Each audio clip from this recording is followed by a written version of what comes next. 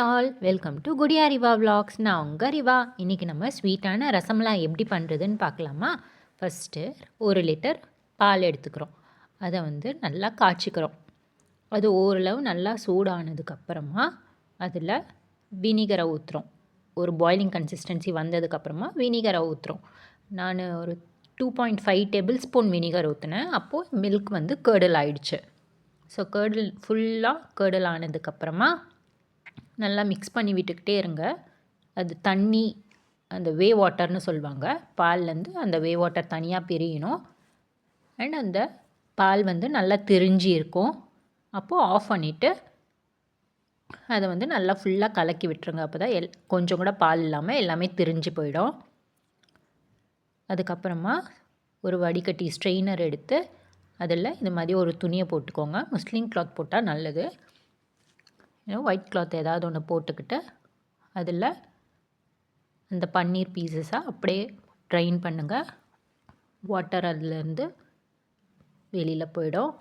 இதை நம்ம நார்மல் வாட்டரை வச்சு வாஷ் பண்ணணும்.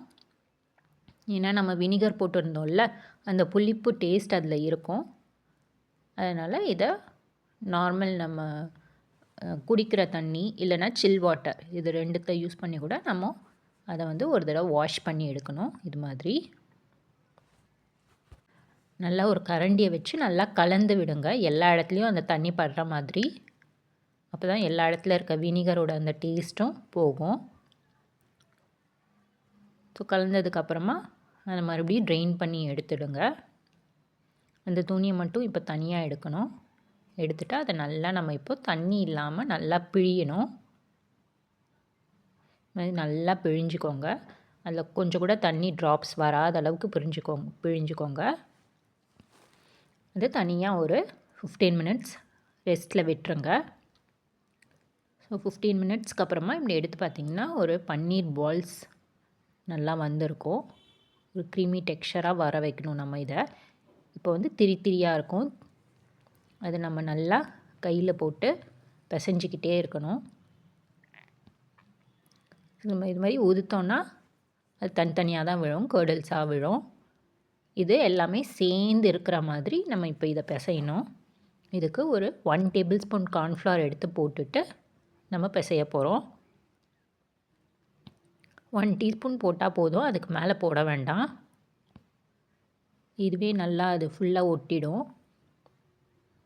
ஸோ எல்லாம் மிக்ஸ் ஆனதுக்கப்புறம் நல்லா அழுத்தி பிசைங்க. இது மாதிரி ரப் பண்ணணும்.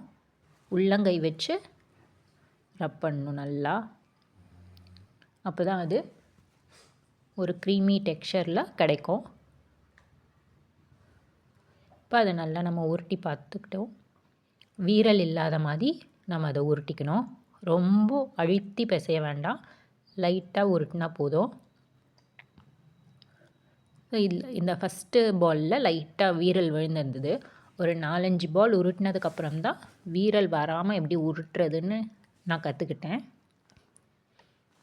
ஸோ இப்படி தான் உருட்டிட்டு ப்ரெஸ் பண்ணோன்னா சைடில் லைட்டாக வீரல் வரும். அதை இந்த சின்ன பசங்க வண்டி ஓட்டுவாங்கள்ல, அது மாதிரி டர்ன்னு உருட்டினோன்னா அதில் இருக்க வீரல் காணாமல் போயிடும். இந்த மாதிரி ஒரு 2-3 தடவை உருட்டிக்கோங்க. அண்ட் எல்லாமே ஒரே சைஸில் இருக்கா, ஒரு சைடு திக்காக ஒரு சைடு தின்னாக இருந்துடக்கூடாது. எல்லா சைடும் ஒரே மாதிரி இருக்குதான்னு பார்த்துக்கோங்க. இப்போது இதை எடுத்து தனியாக வச்சுக்கோங்க. இதே மாதிரி எல்லா பால்ஸையும் உருட்டிக்கணும். மொத்தம் நான் 1 லிட்டர் பால் யூஸ் பண்ணேன். Full fat milk, Arokya orange colour packet. அதில் எனக்கு இந்த 14 பன்னீர் பீசஸ் வந்தது. ஒரு பன்னீர் பீசஸும் கிட்டத்தட்ட ஒரு 15 கிராம்ஸ் அளவுக்கு நான் மெஷர் பண்ணி பிரித்து எடுத்துக்கிட்டேன். வேறு ஒரு பாத்திரத்தில் 800 கிராம் வாட்டர், 200 கிராம் சுகரை போட்டுட்டு அது பாயில் ஆனதுக்கப்புறம் கார்டமம் போட்டுக்கிட்டு ஏலக்காயை போட்டுக்கிட்டு எடுத்து வச்சுருந்த பீசஸ் எல்லாத்தையும் போட்டு பாயில் பண்ண விடுறேன். இது டோட்டலாக நம்மளுக்கு 15 மினிட்ஸ் இது பாயில் ஆகணும். 5 மினிட்ஸ் ஒன்ஸ் ஓப்பன் பண்ணி அதை திருப்பி விட்டுருங்க. அது டபுள் த கன்சிஸ்டன்சி இல்லை ட்ரிபிள் த கன்சிஸ்டன்சி ஆகிருக்கும். நம்ம எவ்வளோ போட்டோமோ பால், என்ன சைஸில் போட்டோமோ அதை விட 2 மடங்கோ இல்லை 3 மடங்கோ அது பெருசாக உப்பிடும். ஸோ 5 மினிட்ஸ் ஒன்ஸ் இது மாதிரி ஓப்பன் பண்ணி டர்ன் பண்ணி விட்டுக்கோங்க. மீடியம் டு ஹைக்கு நடுவில் வைங்க. மீடியம்லேயும் வைக்க வேண்டாம், ஹைலேயும் வைக்க வேண்டாம், ரெண்டுத்துக்கும் நடுவில் வைங்க. ஸோ வெந்ததுக்கப்புறமா இப்படி தான் இருக்கும். இதை நம்ம தனியாக எடுத்து வச்சுக்கணும். வேறு ஒரு பாத்திரத்தில் நார்மல் வாட்டரோ இல்லை ஐஸ் வாட்டரோ போட்டுட்டு அதுலேருந்து ஒவ்வொரு பீஸாக எடுத்து இந்த நார்மல் வாட்டரில் நம்ம போட்டுக்கணும். ஸோ இதில் ஒரு 15 to 30 மினிட்ஸ் கிட்ட அது சோக்காகி இருக்கணும். ஸோ இது மாதிரி ஒவ்வொரு பீசஸாக எடுத்து போட்டுக்கோங்க. இப்போது ஓரளவு உடையாமல் கொஞ்சம் நல்ல திக்கான கன்சிஸ்டன்சியாக தான் இருக்கும், சாஃப்டாலாம் இருக்காது. அப்புறம் இன்னொரு 1 லிட்டர் மில்க் எடுத்துக்கிட்டேன். அது கொஞ்சம் ஹீட் ஆனதுக்கப்புறம் சாஃப்ரான் ஸ்டாண்ட்ஸ் போட்டுக்கிட்டு பிஸ்தா ஆல்மண்ட்ஸை ஸ்லைஸ் பண்ணி போட்டுட்டு கொதிக்க விட்டேன். ஸோ கலர் பத்தலை, அதுக்கு நான் yellow gel colour 2 drops add பண்ணேன். அப்போ தான் அந்த ரசமலாய் கலர் வந்தது. சாஃப்ரான்ஸ் ஒரு 10 ஸ்டாண்ட்ஸ் கிட்ட போட்டிருப்பேன், இருந்துமே அந்த கலர் வரல. தென் அதை நல்லா கொதிக்க விட்டுட்டு அப்புறம் அதில் சுகர் நான் ஆட் பண்ணேன். ஒரு 250 கிராம்ஸ் சுகர் ஆட் பண்ணேன் 1 லிட்டர் மில்க்குக்கு. ஸோ அந்த 1 லிட்டர் மில்க் ஓரளவு நல்லா ஒரு 3/4 லிட்டராக கம்மியாச்சு. ஸோ சைட்ஸில் இது மாதிரிலாம் ஒட்டிகிட்டு இருக்கிறத எடுத்து மறுபடியும் அந்த மில்க்லேயே போட்டு விடுங்க. அது ரப்ரின்னு சொல்லுவாங்க, அது நல்லா டேஸ்ட்டாக இருக்கும். ஸோ இது ரெடியானதுக்கப்புறம் இதையும் தனியாக எடுத்து வச்சுட்டு ஆற விடணும். இது ஓரளவு வார்மாக இருக்கிறப்போ, ரொம்ப சூடாகவும் இருக்கக்கூடாது, ரொம்ப ஆறியும் போயிடக்கூடாது. ஓரளவு வார்மாக இருக்கிறப்போ நம்ம அந்த தண்ணியில் எடுத்து வச்சுருந்தோம்ல அந்த பீசஸை இந்த மில்கில் நம்ம போட போகிறோம். ஸோ நான் ஸ்டோர் பண்ணுறதுக்கு ஏற்ற மாதிரி ஒரு பாத்திரத்தில் இதை மாற்றிக்கிட்டேன்.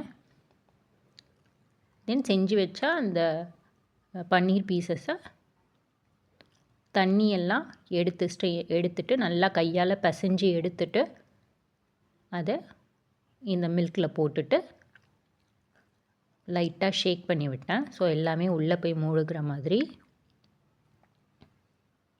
தென் இதை மூடி போட்டு ஃப்ரிட்ஜில் வச்சிடணும். இது நம்ம மில்க் யூஸ் பண்ணியிருக்கோன்றதால இதை வெளியில் வைக்கக்கூடாது. எப்போ உங்களுக்கு தேவையோ அப்போ ஃப்ரிட்ஜிலேருந்து எடுத்து 2 பீஸ் எடுத்து போட்டு சாப்பிட்டுக்கலாம். ஸோ செஞ்சு முடிச்சதுக்கப்புறம் இப்படி தான் இருந்தது. நீங்களும் வீட்டில் செஞ்சு பார்த்து டேஸ்ட் எப்படி இருக்குன்னு சொல்லுங்கள். நம்ம சேனலை சப்ஸ்கிரைப் பண்ணிக்கோங்க. தேங்க்யூ ஃபார் வாட்சிங் த வீடியோ. டாடா, பாய்.